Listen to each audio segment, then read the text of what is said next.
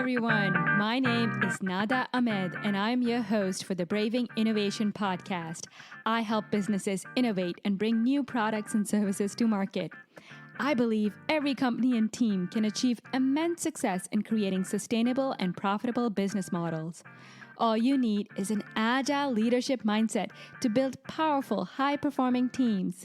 Get access to proven tools and strategies for impactful growth, and the ability to get the right mentors and investors on board. In this podcast, I want to help you with all of that. So I will be bringing you inspiring stories, tips, and strategies from leaders all around the world so that you can excel on your journey as an entrepreneur, innovation leader, and investor. Welcome to Braving Innovation. Hello, everybody. Welcome to another episode of Braving Innovation. Thank you for joining me today. Today, we're also kicking off the second season of Braving Innovation podcast. And I am really excited to welcome two very special guests here with me today. They're one of the most energetic, exciting, up-and-coming venture capitalists you'll find here in Europe. And I happen to run into them as I was listening to one of their podcasts, and I found it very interesting. So I reached out to Andreas and we hit it off right away. So welcome, Andreas and David. And let me just briefly introduce who you guys are. Andreas and David, they're on a mission to democratize venture capital by opening up access to the hottest European venture capital funds at a radically lower ticket. We will dive into what exactly they do, their journey into venture. We all know it's not easy to enter this field of venture capital as an outsider, especially. How they've successfully fundraised over the past 2 years, I believe, for big major European funds, and why they believe that early stage venture capital needs to be part of the investment portfolio. They have been using their background from startup ecosystems to really build a robust investor community here in Europe. And they're doing a lot, not only with their podcast, but the community they're building through the syndicates and the investments that they're doing. So thank you all for joining. Those of you who are joining live, welcome. We will be taking your questions. We want this to be an interactive session. So please do post your questions on the comments and we'll pick them up as we go along. So with that, welcome, Andreas and David. Thank you, Nara. Thank you. It's a pleasure. It's a pleasure to be called both a leader, inspiring, and so many nice things that you said there. It's a bit humbling. So hopefully everyone watching or live or post live enjoys it as well and learns something and takes some value out of this. Happy to be here. Yeah, it's going to be a lot of fun. So I thought we could start off with, I've given a brief introduction about what you guys are doing, what your mission is, but it might be great to get a brief intro on each one of yours background. What's your backstory? Why you're doing what you're doing and how you got here? Yeah. Do you want to start first, Andreas? Yes, happy to. So I think you said it well when you said that we have a background, both of us, in helping emerging managers raise their funds. That is where our passion lies. If we had just raised funds for the big firms, we would have raised more. But we love these quirky small funds. So that's what we do and specialize in. It's also where we believe that there's most alpha to get to. But we'll, of course, talk about that later. I got into venture, I've always gotten very, very, let me put it as energized about whatever I am close to. And that means that back when I was playing computer, I was playing World of Warcraft, and I was doing that up until I could get as good as you can get there. And then I went into, for some reason, I went into bodybuilding, and I was just getting ready for a show, and then I wrecked my back, and that was stupid of me, but it happened. Now I'm 30, 40 kilos lighter and probably also quite a bit smarter. I hope so. And now I then found myself back in the days at the university, getting super involved in the entrepreneurial ecosystem, getting close to the vice chancellor of the university, kind of took me under his wing for some reason and introduced me to the world of business. And that got me into helping run a VC fund in Denmark that was government backed, which then got me into the whole world of raising capital for fund managers. And I just found out that, well, if we want capital to startups, we need to focus on getting more capital to VC funds, because it's really not, the startups don't really go and get funded anywhere else than in VC. And in Europe, we have this huge issue of getting money into the VC funds because that, historically, it has been a poor performing asset class in Europe 20, 30 years ago. And it is something, and we can talk about the reasons for that, but it's not like that at all anymore. And that is what we kind of need to preach to the ecosystem. And we've got a lot of poor structures in Europe to invest into funds, and that's also something that needs taken care of. And that is very much what I saw that I could help contribute to. And then through this journey, I met David in 2018, and we can talk more about our love story. But first, I'll let David talk a bit about how he got into venture. Yeah, our love story and romance. I think now that you put it beautifully. It's incredibly hard to break into venture, but I also think it's very uncommon to see people who break into venture by design. I think it's mostly by serendipity or luck or chance or whatever you want to call it. And I very much see myself in that group. So, I think I was like a young kid. I had no idea what I wanted to do, so I was just kind of keeping my options open, doing whatever I could to like keep the optionality. That was freedom. I'm a millennial, right? So that is something that is unique about our generation, I think. So I started as an engineer, wanted to leverage that, minor in management, then did like a special degree in innovation that led me abroad. I actually went to the US to visit some innovation ecosystems and startup ecosystems, and that was like probably the first spark, right? Going to like where things started in our industry. That kind of got me interested. That was the beginning, I would say. Then I found this like exited university, found this like crazy exited founder who's starting a new startup, and for whatever reason, this dude just loved me, right? I don't know why, and he just trusted me, like zero experience, coming out of uni, engineer dude, to be head of business development and lead a team of 3. Like, who the hell does that? This guy is crazy, and I owe him so much. I'm not in touch with him anymore, actually, but I still owe him a lot. And I did every single mistake you can do, literally. I think I've done some nice stuff as well, but I did every single fuck up that you can in this first experience in a position of responsibility, actually. But actually, in the process of building that startup and fundraising for it, I fell in love with the fundraising side and with financing innovation. And looking back, I think, that startup experience is quite fundamental to what I'm doing now, because I definitely have the utmost respect for entrepreneurs and operators and what they're doing. I believe in the power of entrepreneurship for positive change. I believe in the power of technology, and I believe in using money to solve big problems. I don't necessarily believe that I am the best person to do that myself, right?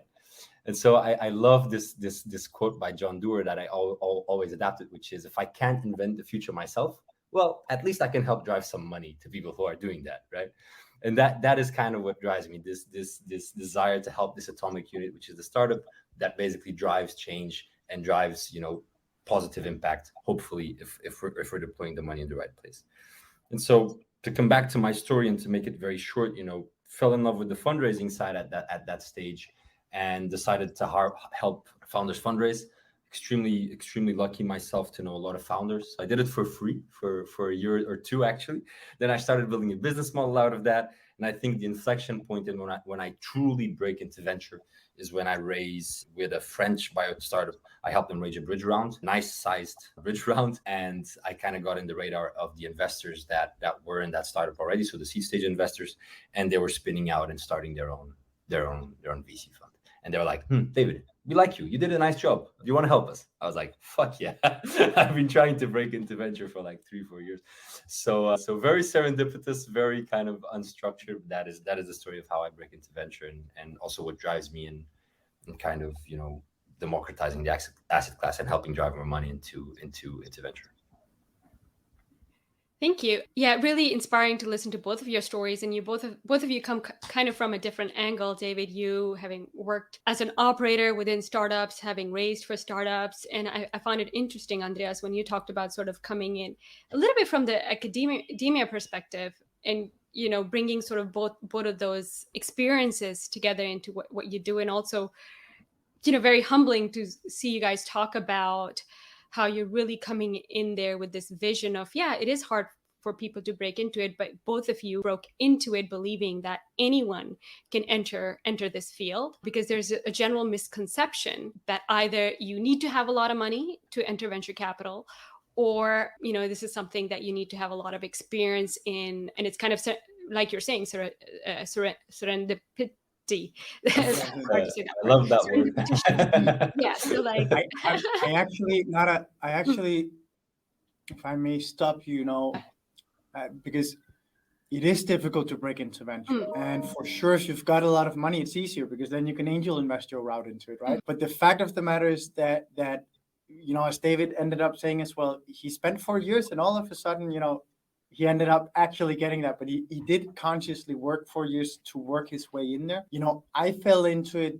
You might also call it serendipitously, but nonetheless, I had spent 4 years or so in the startup ecosystem. I had worked my butt off, also as David, without making any money compared to what I could if I wanted to do consulting. So in that sense, I think that it is very, very true that if you aren't born inside the ecosystem, then it is a tough route in there. And there's a good reason to say that you can't. Well, of course you can do anything, right? But it is very, very difficult. And I agree. And what I've found is that it's not like there are lots of jobs available for people to enter into a venture capital firm, and they're looking for very specific types of people. But what you are showing in role modeling is that if this is a space that's interesting for you and you find the right partners and do the right things, then you can make a name, and both of you have done that really well. And one of the things that I've learned by listening to both of you on your podcast and reading some of your material is that the whole space around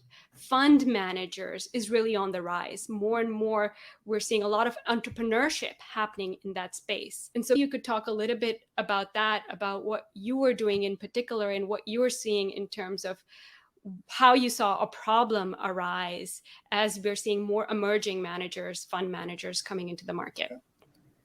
I think Andreas, take it. It's the origin story to some extent, so take it away. Now, what I was about to say was that, there's kind of two angles to it. One is how do you break into venture and raise a fund yourself? And then there's how do you break into venture in terms of investing there?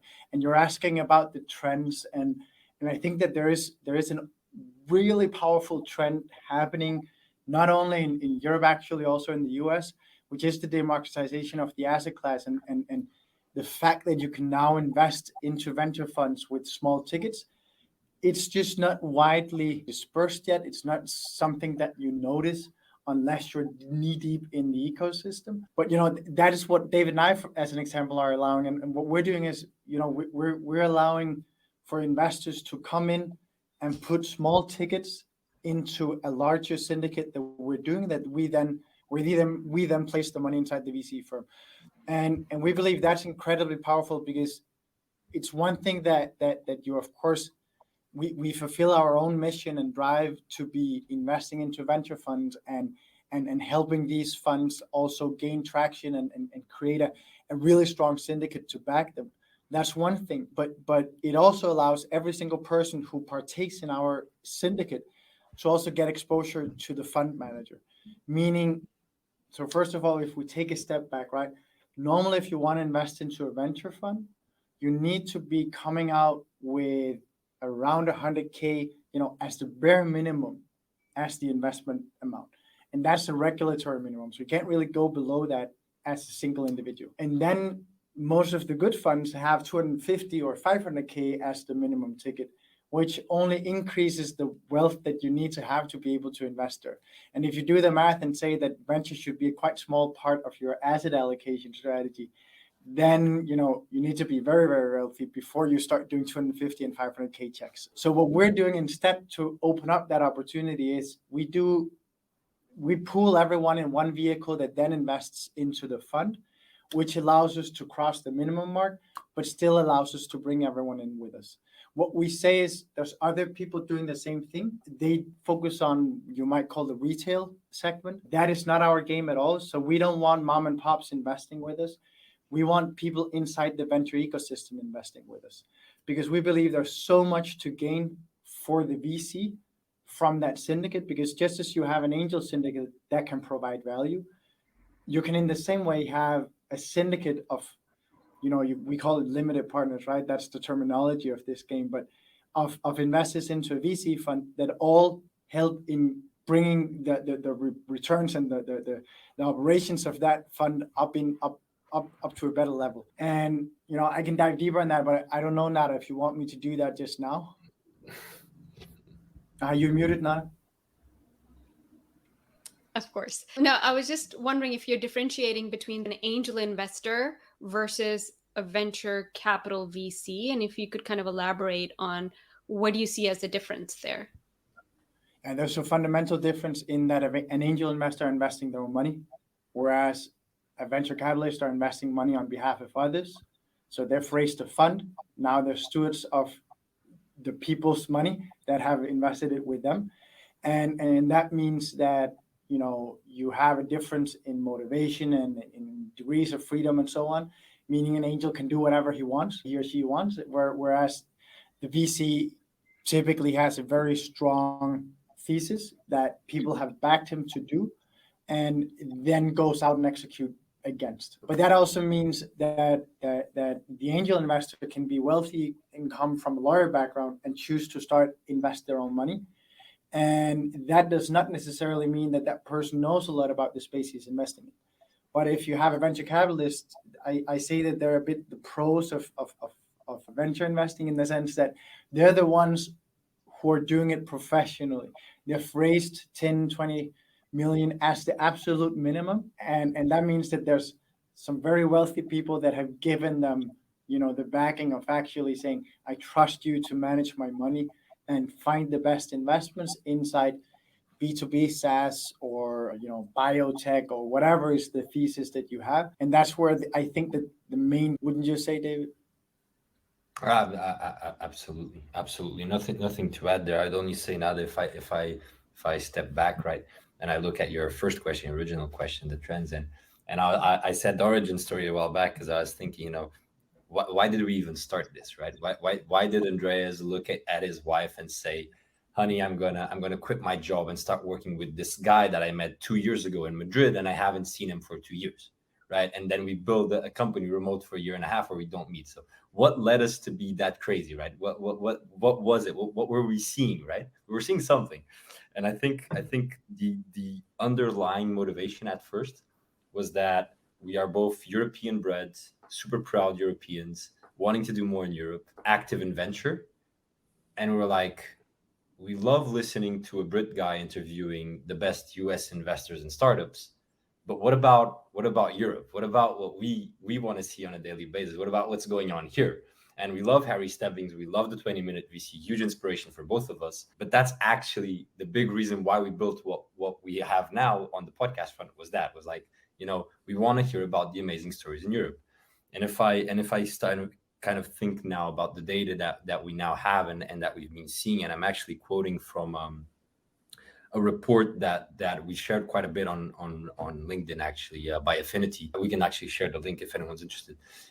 We see that, this, like 2021, so last year, Europe produced 5 times more unicorns than the year before. And the pace of increase of number of unicorns is actually, there's some discussion here, but at par, if not higher than the US. That's extremely interesting. We also know that, the average kind of valuation of European unicorns is higher than ever. I think the average valuation is now 7.2 billion among unicorns, something like that. And so there's just this huge amount of potential here that is brewing and growing and growing and growing. But what's amazing about Europe is that it's so big. So who the hell knows where the next success story is going to come from? It's not necessarily London or Berlin. It's not necessarily a capital that we know, right? And that's beautiful. But that means that the best equipped people to seize that opportunity are the local emerging managers, specialized, that are seeing things before anyone else. And that's what I'm seeing that is super exciting, which is there's a huge opportunity, things are growing, but who's going to seize it? It's not the multi-stage, in my opinion, it's not the multi-stage big US funds coming to Europe. They will take it at a later stage, of course. They have a role to play there. But what excites me personally, and us to some extent, is these guys and girls that are seeing on the grounds and finding the deals. And so the European VC podcast is a way to champion them, and the syndicates is a way to help them, but also connect the European community and ecosystem to them. And that's kind of what the trends that I love to talk about and get excited about. No, and thank you for laying that out, how the ecosystem globally is changing and how Europe, and I think Asia also to some extent, is rising. And we're seeing unicorns coming from other places than just Silicon Valley. And I wanted to just kind of say, because I've just picked up this book by Jason Calacanis called Angel, and he has this chapter and the heading of this chapter is, do you need to be in Silicon Valley to be a great angel investor? That's the question he asks. And the response is, and this is just like a one-word chapter, his response is yes. Yeah. And this book was written in 2017. Guess where he is? Yeah, I know. And also, Nada, also guess what is he also doing? He's running a syndicate for people to co-invest with him. So, if I may just break in there, that's of course complete bullshit. Do you, if you're in the US, do you have a strong, reason to be very involved in the scene going on in Silicon Valley? For sure, 100%. I always also say that, if you've met all the good founders in a certain space in Silicon Valley, then you've met most of all the good founders in the US in that same space, because Silicon Valley is just so dominating in the US.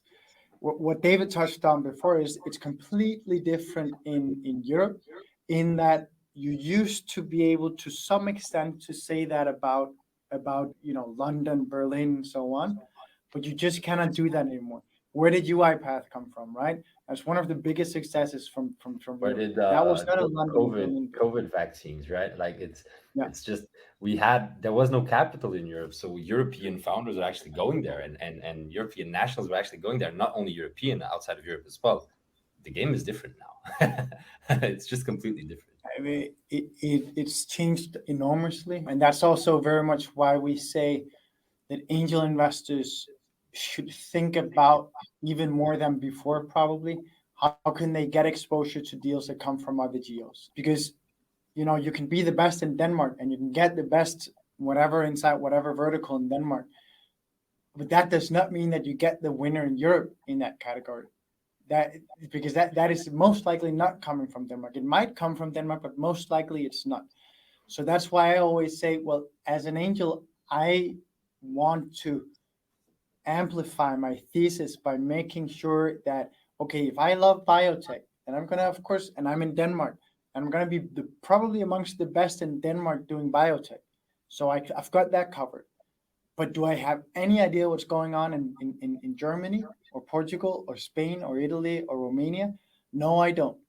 Do I want to have exposure, both financial, but also a finger in the ground, getting to know what's happening there, learning from all the ecosystems there, so that I can either piggyback myself and go there with my own money and go direct, or just simply say that, okay, I had the financial exposure via the funds there.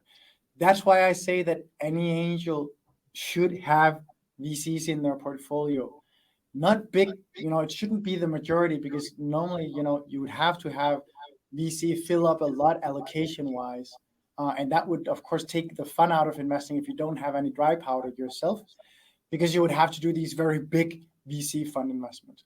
But now that we're seeing VC being more accessible with smaller tickets, you can suddenly start doing it for all the other reasons, and then say, I'm only going to put 5K or 10K or 1K even.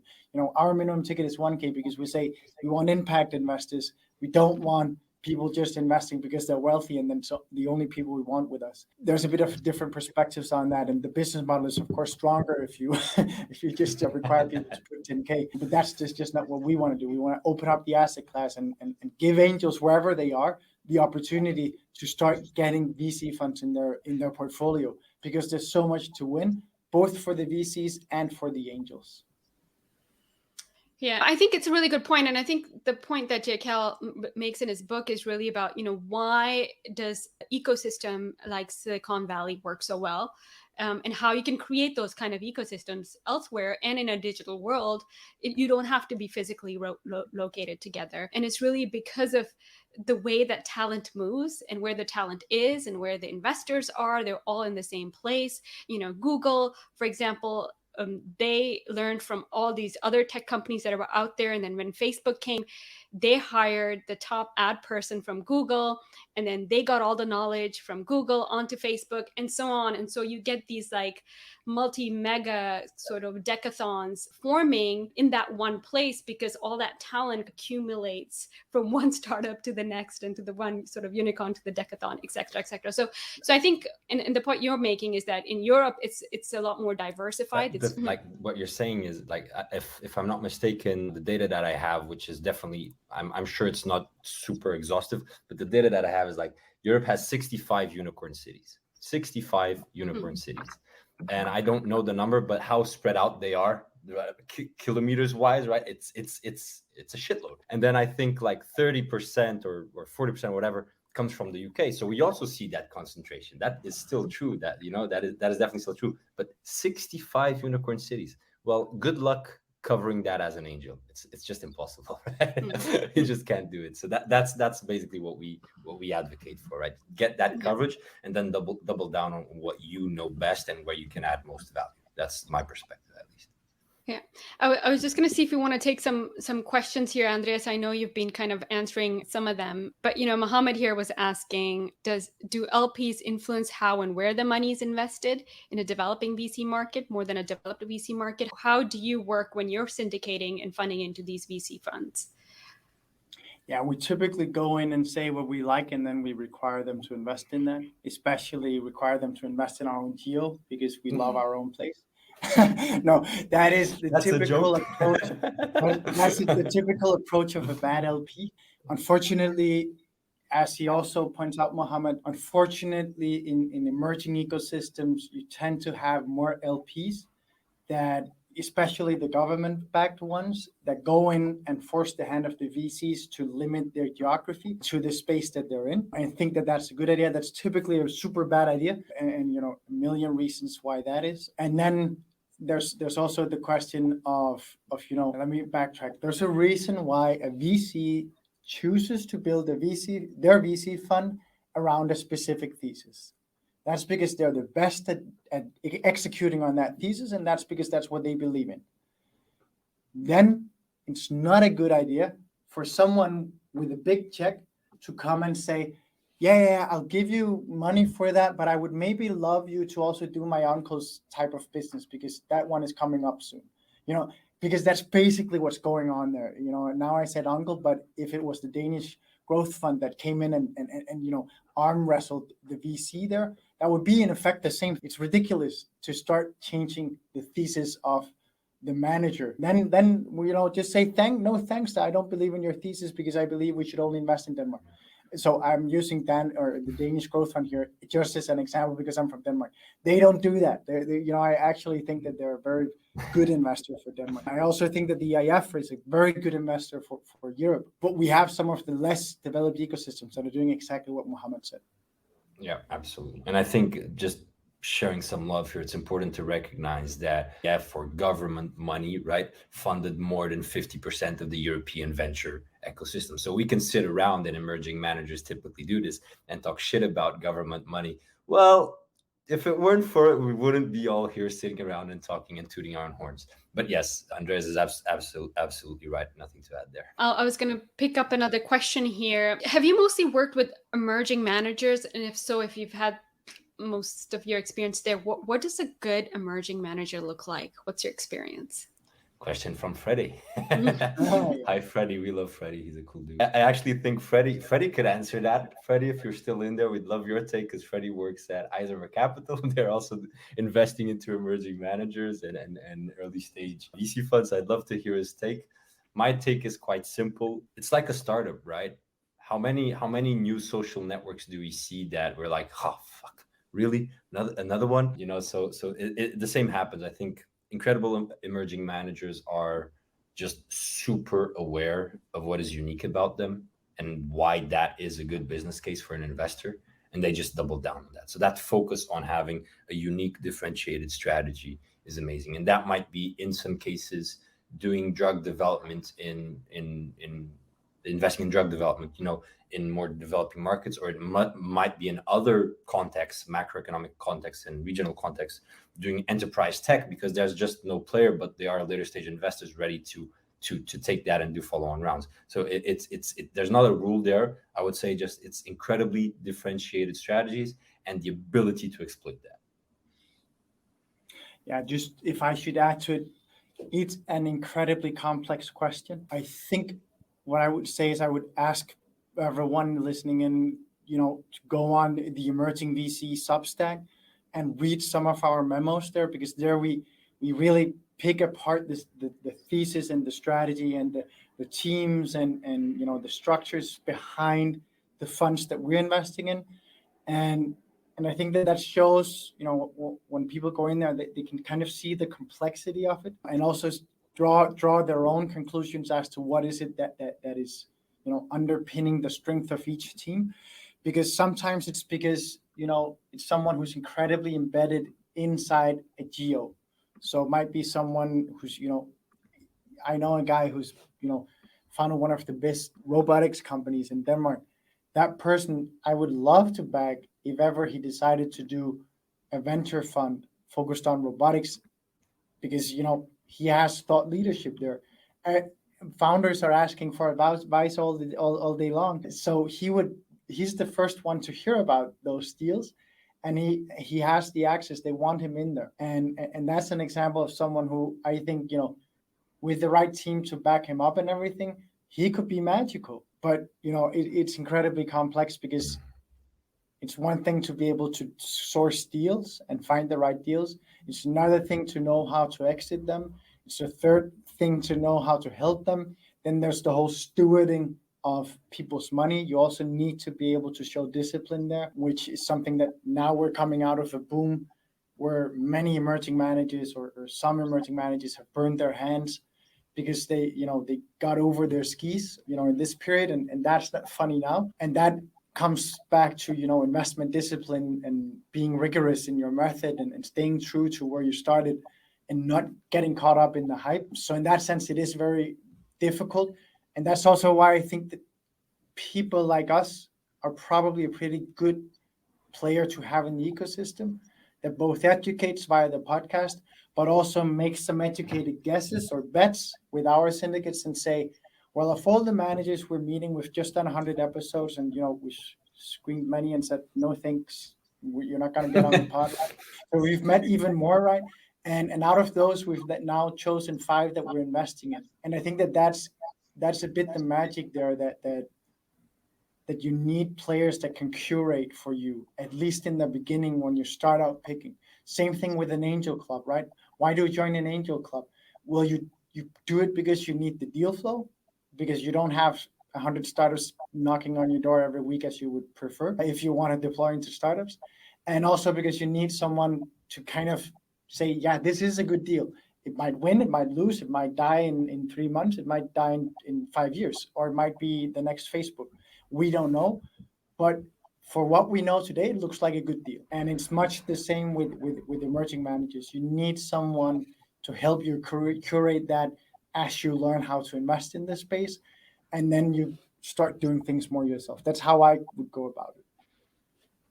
Good. I think that gives us a good summary. You need someone with an expertise in their investment thesis. You need someone with a good ecosystem, and you need a lot of resilience, right? Because at the end of the day, you're gambling with other people's money and maybe some of your own money, and you might lose it all. So I would say if you want to be an angel investor within the venture capital game, you have to be willing to lose some, especially as we're seeing now the market that we're entering into. So one question I had was, since you do syndicates across Europe, how does it work administratively? Because there are different regulations in different countries. How do people transfer their money? Just kind of logistically, it'll be interesting for people to know, how do you actually make this happen? So forward to that is nothing we say is advice, recommendations, or should be perceived as such. And it's mostly us just sharing our challenges, our experiences, our pains, what we love, what we hate. Okay, that's really important. I think it's not you hit the nail on its head. it's so dispersed, different across Europe, right? Every single geo has different rules. There's even different minimum tickets into funds in different geos, right? Hopefully that will change in the coming 2 years with some policy developments. Anyway, the way we do it, okay, the way we do it is we use simple UK structures, and we pull in the money there, and then we deploy the money like that. I don't want to dive too much in details because I don't think I'm the best person to do so. What I would say is there's a lot of players out there, interesting players, catering to different needs. So if you're doing a syndicate that has mostly people that are from one specific country, there is a big incentive for you to look for a solution based in that country, right? We are actually doing something that has people across different countries in Europe. So it would be really hard for us to pick Portugal because I'm in Portugal, Denmark because Andreas is in Denmark, or France because there's a nice service provider there now, Switzerland, whatever. So we just went with a nice service provider that we like, that is well established, that has something that is in English, everyone understands. The platform is beautiful, the tech works nice, the product works nicely, and those are the biggest reasons we went for. Then about syndicating, there's a difference between syndicating into startups and syndicating into funds. We do syndication into funds. It comes with extra challenges because there's things you cannot do for regulatory reasons, and which we agree with to some extent, because it's about protecting the investor. And when I say to some extent, is venture capital is risk capital. As Nada said, you might lose your money, and as such, the retail investor needs to be protected. Yes. What I disagree with is, why is it easier to put all my money in my neighbor's startup than into a professional fund managed by someone who's actually gone through hell to raise that fund? But that's a different topic. Yeah, I think there was one thing in what David said that kind of jumped a step, because David said, well, you find a platform that blah, blah, blah. The problem is that I think many investors in Europe have not yet transferred from putting together syndicates with their local lawyers to putting together syndicates via platforms. And the legal fees of doing things yourself are typically much, much steeper, meaning yourself, meaning with a lawyer, right, are typically much, much steeper than doing it with one of the platforms, and everything is managed for you in terms of KYC and all that. And, it's just so much easier. So I would really recommend anyone listening in to start thinking about doing the syndicates with platform providers like Voban, who we really love. That's the ones we do using. I don't think David mentioned them. VAUBAN, we trust them a lot, and they really make our world easier. And I think that's something that everyone in Europe, if they're doing syndicates and aren't yet using a platform provider, get there, unless they're lawyers themselves. How are your syndicates different from other syndicates in terms of how do you convince the people to come on and join your syndicate? Sometimes I feel like for an angel investor, it's easier when you have a startup, you have an idea, you can kind of sell their story. How do you sell your story? Yeah. Well, to me, actually, so there are multiple players that do syndicates into venture funds, but the others are only allowing you to put money there and then hope that you get it back in 10 years. And that's all good and well, and then it's an asset allocation play, but there's no career development. There's nothing in there that will get you better at venture investing. What we do is, because we say, well, the bulk of the market we don't care at all about, because that's the retail investors that are not inside the venture asset class. The ones we care about are the ones that are inside the venture asset class. It's angel investors, it's people that are employees in VC firms, it's people that are in incubators and accelerators, it's executives at large companies that are thinking about innovation strategy and that kind of thing. And all those people, when they invest with us, they first of all get a very thorough walkthrough of the investment strategy and all that. Through that, they can kind of think about that and contrast it to their own investment strategy and how that connects or difference and that kind of thing. So there's some more learning in it with us, I believe. You also get access to more legal documents with us. And that might sound like a super weird thing to say, but if you are an aspiring manager, meaning someone who wants to raise a fund at some point down the road, then having that collection of legal docs as to how do you actually put together a fund, what's necessary and so on, is quite invaluable, meaning that when you start on that journey yourself, That's a black hole. You don't know what's in there. And for that reason, you end up going to a lawyer that is going to charge you a whole lot of money and will never give you a template. With us, you get that every single time you do an investment, right? Because it's part of the investment process. And then the next thing is when you have invested with us, we onboard you on a platform that gives you access to the GP and the rest of the syndicate, where you can add value to the GP by helping them source deals. So you can say, I've got this deal. I'm this guy in robotics in Denmark. I've got this deal. I really like it. I think it fits with your thesis. What do you think? And then you'll get, a meaningful response from them, and they'll help you, think through it, and they will maybe even join in the investment with you. So there's some magic in that, and the rest of the syndicate, the 50 or 100 other people that are also from the venture ecosystem in Europe, are looking in, and of course pitching in as well. So there is a magic there, and it goes both on the scouting of deals, it goes on expertise in specific sectors and geographies and that kind of thing, and then it goes on helping the startup. So if a startup needs to get into Germany, but the VC and the startup doesn't have great connections there, then someone in the syndicate might, and then they'll reach out, and the syndicate investors can say, "Well, that's me. I know that guy at the hospital. I'll help." So that's the magic of our offering, I think, and I don't know of anyone else who does that, and it's because you make more money if you choose to go where there's a lot of money. There's more money if you choose to go outside of the venture ecosystem. We don't, because we love the venture ecosystem.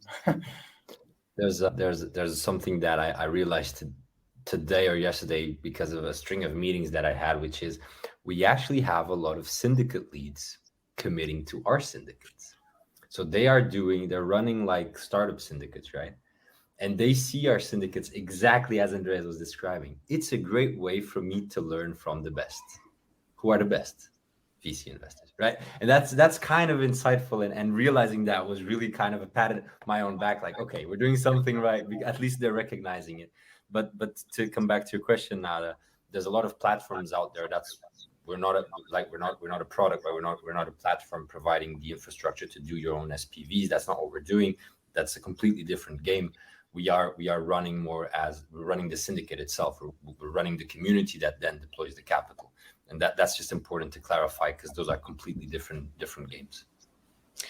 Yeah, no, this is great. Thank you for sharing. I was just going to add, not only are you giving access to these venture portfolios to a vast majority of people who otherwise wouldn't have access, but you're also educating people along the way. So not only through the way that you're forming these syndicates, including people, helping more emerging managers perhaps, or angel investors become more experienced as they learn from VCs, but also through your podcasts, through your Substack, through what you post on LinkedIn. So thank you for all that you do. I think I really appreciate it as an aspiring fund manager myself and entering into this space. So I'm sure many of the audience of this podcast would be really, really grateful. But I wanted to end with some rapid fire questions. And I wanted to know from both of you, if you could briefly tell me about who are your favorites to follow on social media, and which media do you follow them on? So David, do you want to go first? I'm a terrible person to ask this. I don't live that much in social media. The only social media I use is LinkedIn, because we have to, because it's part of business. So I'll let Andreas lead this one, because I think he has much better answers. Yeah, so I think that there are three that are really worthwhile, apart from David and me, of course. But it would be Gil Dibner from Angular Ventures. I think that he puts out amazing stuff, very thoughtful analyses. He called the crisis, a year before it came, the crash that we're seeing now. So I think that he's for sure someone you should follow. Then you've got Dan Bauer from Superseed, amazing content, a brain and a style that you won't find many places. So for sure go there. And then a final one, which is Boris Mushilak from Smart Ventures. It's quite difficult to figure out how you spell that from how I said it. But what you also hear is, and I really love a post he did the other day, which was about what do you do if you're a founder or a VC with a Russian sounding name. That's a big problem right now. And he said, you need to put it on the first side of the pitch deck, because you need to put it up front and center that I am not part of the Putin regime, right? And it's ridiculous, but so many people are stuck there right now that everyone's asking that question. So I thought that's an example of someone who's willing to say things that honestly, in the VC game, we're stuck with our hands in the money jar, right? How many of us actually dare say what we want to say in this crisis? A lot of people are wary of what they're saying. So I thought it was super cool by Boris from Smart Ventures to go out and say that. I also saw a very cool Twitter thread the other day by Samir Kaji about LP topics and benchmarking and so on. So that would probably be my one addition to what Andreas said. Awesome. Yeah, Yeah, Samir's great. we'll post these on the thread so people can catch these names later on. And any favorite book or podcast? Of course, your podcast for sure. And do you have any other podcast that you would recommend? Well, let me start with book. There's a book that I love, and I know some people really don't like it, and that's just makes me like it more, which is Shoe Dog by Phil Knight. So it's the story behind Nike. And what I like about it is this kind of entrepreneur mindset that is really well kind of explained there, like the inner battles that he goes through. I love that. And I'm a big proponent and hopefully a pioneer of this venturepreneur concept where emerging managers are actually more entrepreneurs than fund managers. And so I just love that overlap and the learnings that a book like this can have for an emerging manager.